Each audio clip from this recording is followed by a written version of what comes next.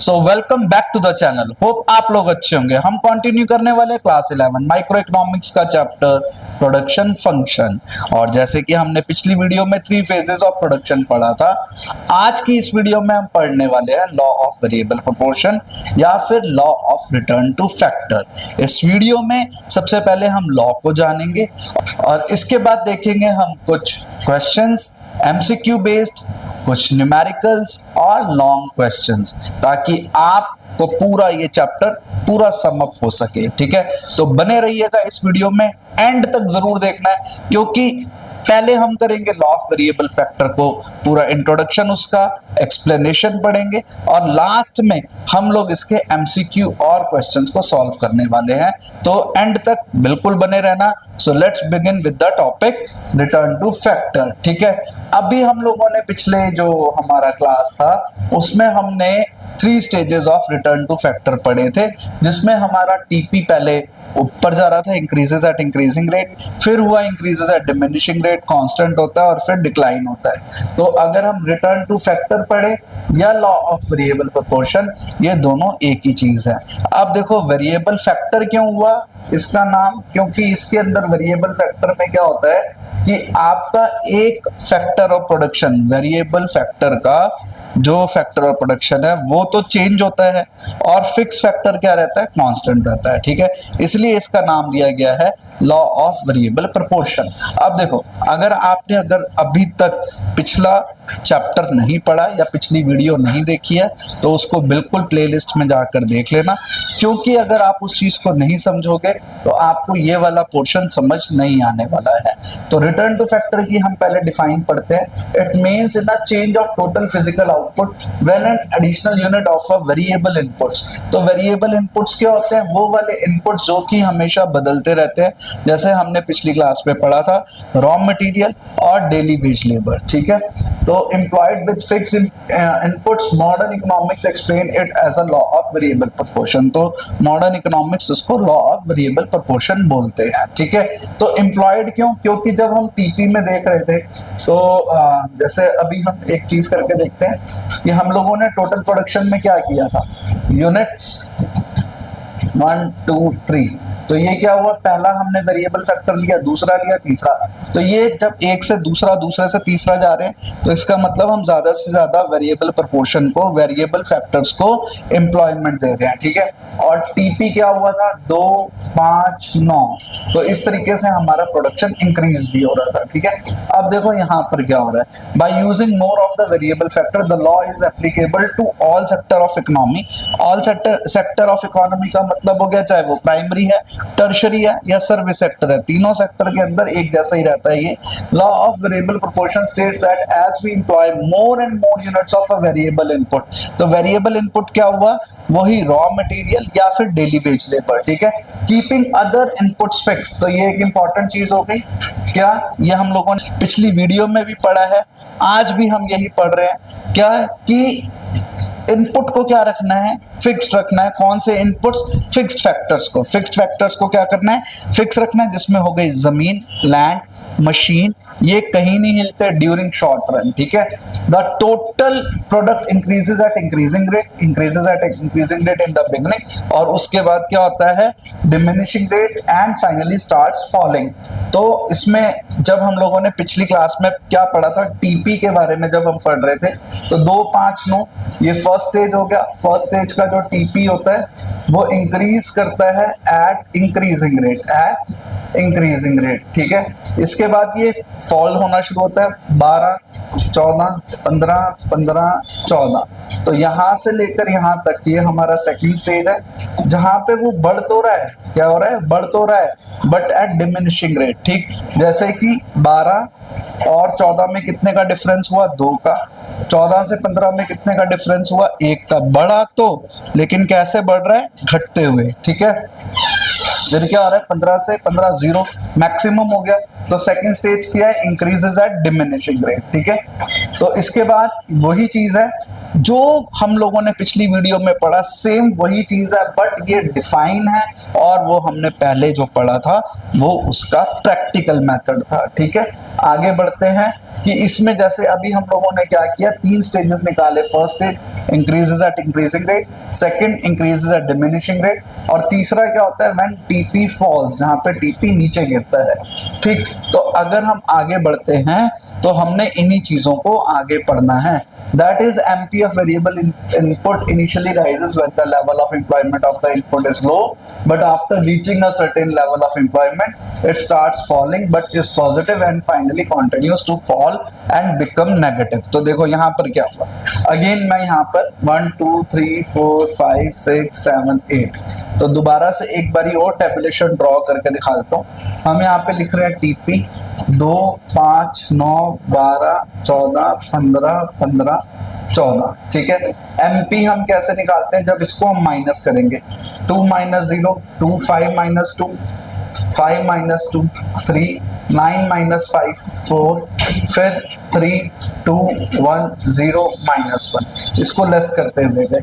अब यहाँ पे जो डिफाइन है वो क्या कहते हैं, एमपी का define is a rises in initially rises. अब ये इनिशियली राइज हो रहा है, ये 3 है, ये इनिशियली राइज हुआ when the level of employment of the input is low।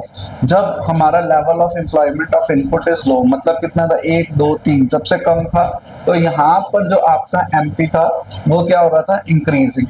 but after reaching a certain level of employment, जब हम एक certain level of employment ले लेते हैं, it starts falling but is positive। तो यहाँ पे ये starts falling हो रहा है, falling तो हो रहा है बट क्या है, ये पॉजिटिव है। ठीक है, initial and finally continues to fall and become negative, तो नीचे वो गिरता रहता है और क्या हो गया, नेगेटिव हो गया। ठीक है, तो ये एमपी की वजह से हुआ, और ये हम लोगों ने जो पीछे पढ़ा ये हमारा टोटल प्रोडक्शन और वेरिएबल प्रोपोर्शन का एक डिफाइन हो गया। ठीक है, आगे बढ़ते हैं। इसमें इसके अजम्पशंस क्या है, इसके 2 अजम्पशंस है। State of technology remain the same, हम पहले भी बात करिए, क्या मशीन क्या है, वो हमेशा कांस्टेंट रहेगी। ठीक है, क्या रहेगी, कांस्टेंट रहेगी। All unit of the variable factor labour are homogeneous मतलब एक जैसे ही है, इनमें कोई भी टेक्नोलॉजी मतलब इनका जो लेवल ऑफ वर्किंग है वो सेम है, उसमें कोई भी परिवर्तन नहीं है। ठीक है जी, अब आगे बढ़ते हैं, हम तीनों स्टेजेस को पढ़ेंगे।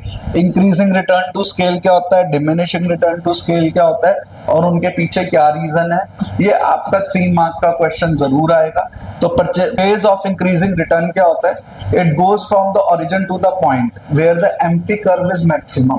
ठीक, तो जहां पर एमपी कर्व मैक्सिमम है, तो देखो हमारा एमपी कर्व कैसे बन रहा है, ये एमपी कर्व क्या हो गया, मैक्सिमम हो गया। ठीक, तो ये हो गया in this phase TP increases eight increasing rate. अब फर्स्ट स्टेज का जो टीपी है वो भी ऐसे ही रहता है, increases eight increasing rate. MP curve rises and reaches a maximum, तो एमपी जो है वो बढ़ता है और वो अपने मैक्सिमम लेवल को टच करता है।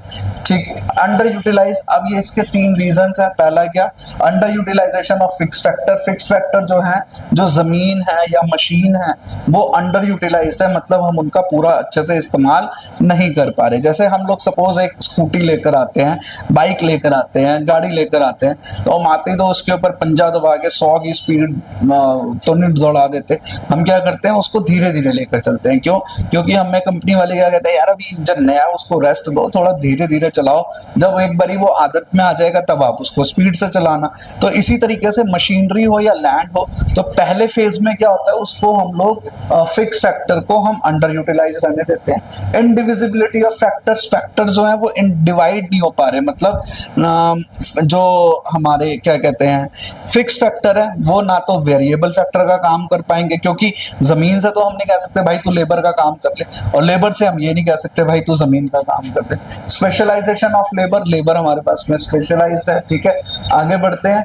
ये है हमारा diminishing return to scale, it is the most important phase. अब यहाँ पे क्या हुआ, ये एमपी जो है वो ऊपर बढ़ा और फिर ये नीचे जब गिरना शुरू होता है तो वहां पर हम लोगों को क्या मिलता है कि diminishing return to scale where MP curve is maximum to the point and where the MP 0।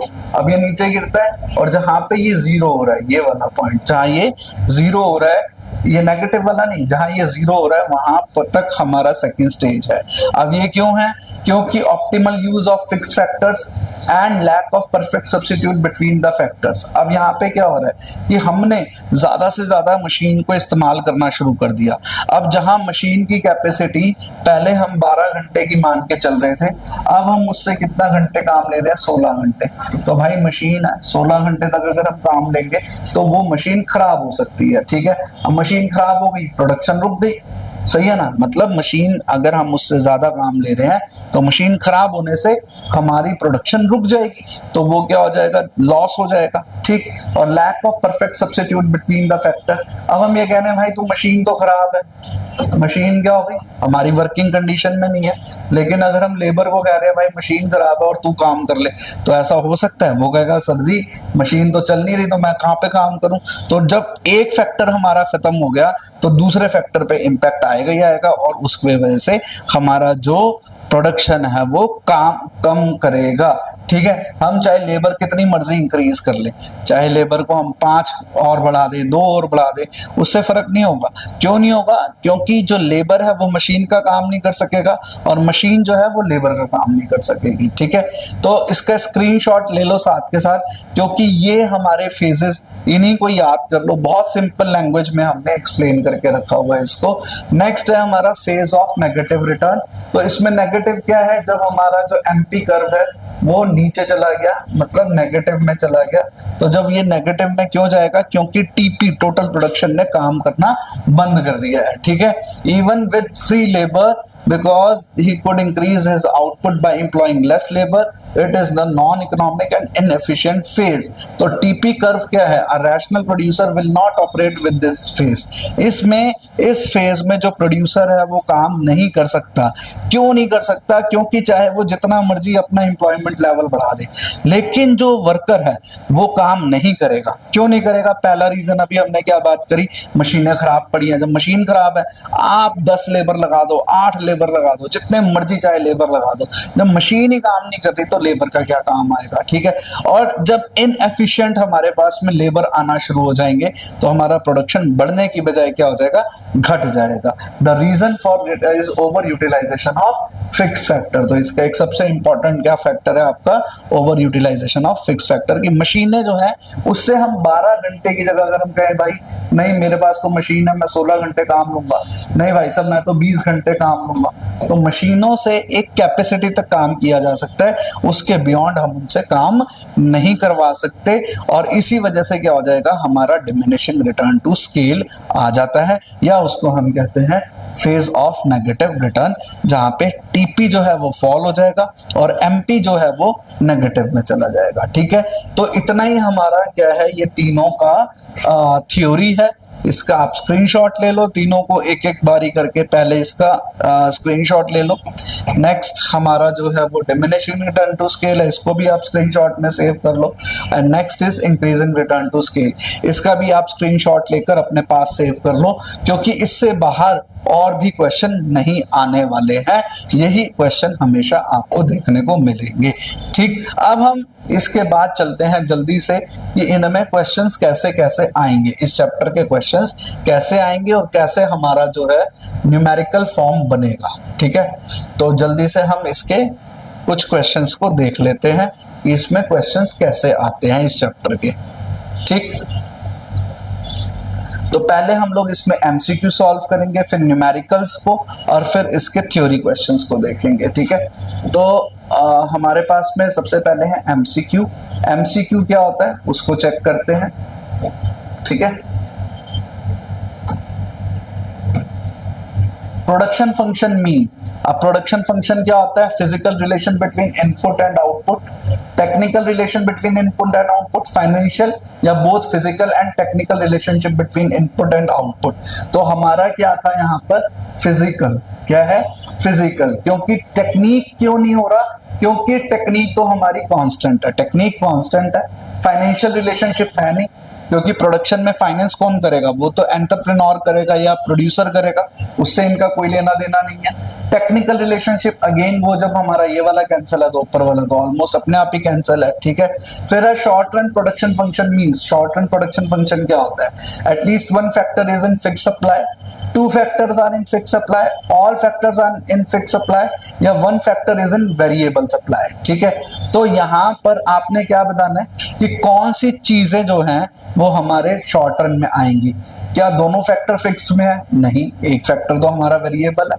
All factor are in fix supply, ये भी गलत है, ठीक। One factor is in variable supply is the correct answer, ठीक। इसके बाद हमारा आता है question number 3, when TP is falling. देखो ये वाले जो क्वेश्चन है 3, 4, 5 और 6, ये चारों क्वेश्चन 3, 4, 5, 6, ये चारों जो क्वेश्चन है ये आपके तभी हो पाएंगे जब आपको टेबुलेशन याद है और साथ ही साथ आपको डायग्राम इसका याद हो।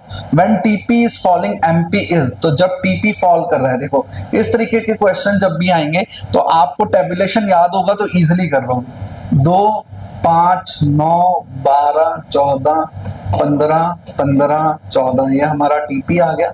इसके बाद एमपी निकलेगा 2, 3, 4, 3, 2, 1, 0, -1। तो सर ये क्यों, क्योंकि यही वाला टेबुलेशन से हम लोग सारे के सारे क्वेश्चन सॉल्व कर रहे थे, इसलिए हम इसी चीज को रख के चलेंगे, ठीक है। अब इसके बाद ये हो गया आपका पहला टीपी, फिर एमपी, अब एपी लिख लेते हैं जल्दी से। एपी हो जाएगा 2, 2.5, 3, 3, 2.8, ये पॉइंट है यहाँ, फिर 2.5, ठीक है, फिर 2.1, फिर हो गया 1.7, ठीक। तो ये पहले टीपी है, ये टोटल प्रोडक्शन है, ये आपका एमपी है और ये आपका एपी है, ठीक है। तो जल्दी से अभी हम क्वेश्चंस देख लेते हैं। When TP is maximum MP is, तो जहां टीपी मैक्सिमम है, ये रहा, ये वाला जो पॉइंट होता है ये वाला, जहां टीपी मैक्सिमम है एमपी क्या है 0, तो यहाँ पे कहीं है ऑप्शन, ये रहा एमपी इज 0।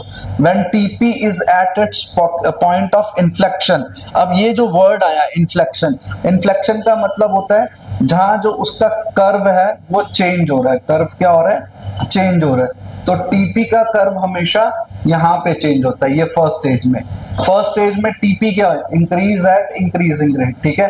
जहां पे TP increases eight increasing rate है वहां एमपी बढ़ रहा है। अब वो क्या कह रहा है, when TP at its point of inflection, जहां पर वो अपने पॉइंट को चेंज कर रहा है, तो एमपी क्या होगा, एमपी फॉल करेगा बट मैक्सिमम रहेगा, ठीक है, मतलब फॉल करेगा बट पॉजिटिव रहेगा, तो MP is falling, MP is falling, ये रहा। When AP equals to MP, AP is, अब एपी और एमपी कहां है, ये रहा, एपी और एमपी दोनों एक दूसरे के इक्वल है 3, 3 पर, तो when AP equals to MP, AP is, तो एपी कहां है 2, 2.5, 3, 3, एपी इज मैक्सिमम, तो एपी इज मैक्सिमम, ये रहा आपका एपी मैक्सिमम है, ठीक है। तो इस तरीके के क्वेश्चंस के लिए आपको ये टेबुलेशन ड्रॉ करना अपने पास में बहुत जरूरी है, ठीक। अब आगे आपका लॉ ऑफ वेरिएबल प्रोपोर्शन कब होगा, अभी हमने पढ़ा है लॉ ऑफ वेरिएबल प्रोपोर्शन कब होगा, तो लॉ ऑफ वेरिएबल प्रोपोर्शन कब होता है, जब टेक्नोलॉजी सेम होती है, ठीक है। All unit of variable factor of homogeneous, ये भी सही है। There is at least one fix factor, ये भी सही है। तो मतलब तीनों सही है, तो हमारा आंसर हो गया D, all of the above. तो ये कब हो पाएगा, जब बच्चों आप लोग एक एक पॉइंट को अच्छे से समझोगे, और जब तक आप अपनी समझ क्रिएट नहीं करोगे तब तक आपसे ये वाले क्वेश्चन सॉल्व नहीं होने वाले हैं, ठीक है। तो इसलिए इस वीडियो का हर एक पॉइंट ध्यान से समझो, हर एक चीज को नोट करते चलो, और ये देखो कि हम क्वेश्चन कैसे सॉल्व कर रहे हैं और कितनी जल्दी कर रहे हैं, ठीक है। अब देखो नेक्स्ट क्वेश्चन क्या है, स्टेट सेकंड लॉ। तो सेकंड लॉ क्या है, तो इसमें 3 लॉ है। तो पहला है आपका इंक्रीजिंग, दूसरा है आपका डिमिनिशिंग, और तीसरा क्या है नेगेटिव। तो दूसरा वाला है हमने पॉइंट बताना है, तो दूसरा क्या हो गया, डिमिनिशिंग। सीधे सीधे क्वेश्चन है, कुछ भी ऐसा नहीं है, ठीक। आप 3 to 4 वाले differentiate between fix factor and variable factor, तो ये अगर आपने पिछली वीडियो नहीं देखी उसको चेक कर लेना, उसके अंदर ये वाला आंसर आपको मिल जाएगा। Relation between AP and MP curve, ये भी पिछली वीडियो में पूरा का पूरा गिवन है, ठीक है। अब आगे बढ़ते हैं नेक्स्ट क्वेश्चन। अब ये वेरिएबल प्रोपोर्शन का आपको एक्सप्लेन करना है। What does law of variable proportion show the behaviour of MP according to the law. तो यहाँ पे पहले वेरिएबल प्रोपोर्शन को डिफाइन करना है, यहाँ पे क्या करना है, इसको डिफाइन देना है और एमपी को बताना है। किसका बताना है? एमपी का रिलेशन। ठीक है, तो ये भी बहुत इजी है, कुछ नहीं है। एमपी का अगर आपको टेबुलेशन आता है और डायग्राम आता है तो आप उसको ड्रॉ कर सकते हैं। इसी तरीके से नेक्स्ट क्वेश्चन है, ये वाले क्वेश्चंस को समझना जरूरी है, 7th और 8th। तो समझ लेना आपको न्यूमेरिकल आ गया। इस न्यूमेरिकल के लिए आपको क्या करना है, टीपी कैसे निकलता है, एपी कैसे निकलता है और एमपी कैसे निकलता है, इसका फॉर्मूला पता होना चाहिए। ये निकलेगा TPN minus TPN minus 1, AP निकलेगा टीपी अपॉन में एल, और टीपी कैसे निकलेगा, एपी मल्टीप्लाई बाय यूनिट्स। ठीक है, अब देखो यहां पर क्या क्या चीज गिवन है और क्या गिवन नहीं है वो देख लेते हैं। एपी गिवन है और एमपी गिवन है। ठीक, एपी और एमपी गिवन है तो भैया अगर एपी और एमपी गिवन है तो एमपी जो है वो किससे कैलकुलेट होगा, टीपी से। टीपी इसमें है नहीं तो सबसे पहले आपको क्या कैलकुलेट करना पड़ेगा, टीपी। तो पहले मैं यहां लिख लेता हूं टीपी। अब टीपी कैसे निकल रहा है, एपी मल्टीप्लाई बाय यूनिट्स। तो एपी को मल्टीप्लाई बाय यूनिट्स कर देंगे, 8 इंटू 1 8, 10 इंटू 2 20। ठीक है, थर्ड यूनिट पे अभी हमें नहीं पता, फोर्थ यूनिट पे 9 4 36, फिफ्थ यूनिट नहीं पता, 6 इंटू 7 कितने हो गए, 42। ठीक है जी, तो आपके पास में टीपी आ गया। अब हमने निकालना है एमपी। अब एपी जो है दो तरीके से निकलेगा, एपी मल्टीप्लाई बाय यूनिट्स, या फिर हम इसको निकाल सकते हैं MP N plus MP N plus 1। ठीक है, ये दो फॉर्मूले होते हैं। अब पहले यूनिट पर ये हो गया 8 तो ये 8 ही रहेगा। ठीक, अब आपके पास में क्या है, टीपी है और एमपी निकालना है सेकंड यूनिट का। तो कैसे निकलेगा, टीपीएन माइनस टीपीएन माइनस 1। तो 20 में से 8 लेस कर दो तो ये आपके पास में आ गया 12। 8 क्या से हुआ, 20 में से 8 लेस कर दो तो आपके पास में आ गया 12। ठीक है, अब आपके पास में एमपी में एक गिवन है 10 तो इसको प्लस कर दो, 20 प्लस 10 कितना हो गया, 30। ठीक है जी, फिर आपके पास में ये गिवन है 36 माइनस 30, ये कितना आया 6। क्लियर, अब आपके पास 36 है और यहाँ पे कितना है 4 तो ये हो गया आपका 40। ठीक है, अब ये कैसे निकलेगा, तो इसमें से इसको लेस कर दो तो आपके पास आ जाएगा 42 माइनस 42। ठीक, तो आपके पास में टीपी भी आ गया और एमपी भी आ गया, रह क्या गया एपी। तो एपी कैसे निकलेगा, 3 divided by 10, oh 30 divided by 3 10। सही है, ठीक, ये सही है। अब यहाँ पे 5 और 40 दे रखा है तो ये हो गया 8। ठीक, अब हम ये कैसे पता चलाएं कि भैया ये सही आंसर है या सही आंसर हमारे नहीं है, ये हमें कैसे पता चलेगा। तो ये वाली चीज फाइंड करनी बहुत सिंपल है, इसको बहुत ध्यान से समझो। कि देखो अभी हमने पीछे क्या देखा था कि एपी हाईएस्ट और कांस्टेंट होता है और एमपी उसको कट करता है, उसके हाईएस्ट पॉइंट पे कट कर रहा है। ये भी डिक्लाइन हो रहा है और ये भी डिक्लाइन हो रहा है। तो अगर ये डिक्लाइनिंग पोजीशन पे नहीं आएंगे तो ये दोनों आंसर गलत हो जाएंगे, नहीं तो अभी तक हमारे आंसर ठीक है। ठीक है, अब इसके बाद नेक्स्ट क्वेश्चन है, ये भी बहुत इजी है, इसमें भी कुछ नहीं करना। अगेन एपी और एमपी गिवन है, फटाफट एक बारी और इसको सॉल्व करके आपको दिखा देता हूं।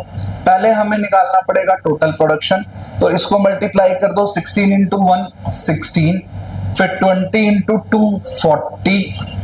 ठीक है, थर्ड पे अभी आप डैश लगा दो, 18 4 जा 72। ठीक है, 14 6 जा 64। ठीक है, अब यहाँ पे हमारे पास में आ गया टीपी आ गया। अब एमपी देख लो, तो फर्स्ट यूनिट पर एमपी और टीपी बराबर हो गए। अब आपके पास में सेकंड यूनिट पे 40 गिवन है, ये 16 है, इसको लेस करो तो आपके पास में आ गया 24। अब आपके पास में ये 20 गिवन है, 40 प्लस 20 कितना हो गया 60। ठीक है जी, फिर आपके पास ये आ गया 72 माइनस 60 12। ठीक, फिर ये आपको गिवन है कितना 72 प्लस 8 80 हो गया, 84 माइनस 8 80 तो 4। ठीक, अब इसको हमने क्या करना है, एपी कैलकुलेट करना है। एमपी तो आ गया, अब एपी कैलकुलेट करना है तो इसको हम डिवाइड कर देंगे, 60 डिवाइडेड बाय 3 20। सही है। फिर ये रह गया फिफ्थ पोजीशन का 80 है, तो इसको मल्टीप्लाई, इसको डिवाइड कर दो तो ये आ गया आपका 16। ठीक है जी।